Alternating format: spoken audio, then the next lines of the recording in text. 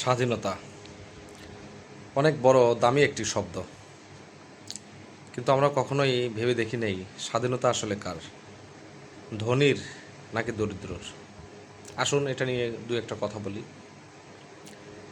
স্বাধীনতা আমার কাছে যেটা মনে হয়, স্বাধীনতা তার দরিদ্র কুঁড়েঘর যার, স্বাধীনতা তার খেটে খাওয়া দিনমজুর যিনি, স্বাধীনতা তার যে সকাল থেকে সন্ধ্যা পর্যন্ত পরিবারের জন্য মাথার ঘাম পায়ে ফেলে স্বাধীনভাবে জীবিকা নির্বাহ করে, যার কোনো প্রোটেকশন লাগে না, যার বাইরে চলাফেরা করতে কোনো দেহরক্ষীর প্রয়োজন পড়ে না। আর যদি ধনীর দিকে তাকান, যারা ধনী, আমার কাছে মনে হয় না তারা স্বাধীন। দেখবেন তারা যদি কোথাও বের হয়, অবশ্যই তার সাথে বডিগার্ড সিকিউরিটি নিয়ে বের হতে হয়। তারপরে যদি বলেন রাজনীতিবিদদের কথা, তারা তো আরও পরাধীন।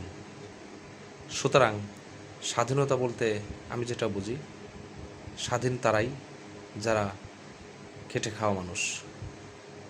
আসুন স্বাধীনতা উপভোগ করি, আপনি, আমি, সকল দরিদ্র মানুষগুলো, খেটে খাওয়া মানুষগুলো। ধন্যবাদ।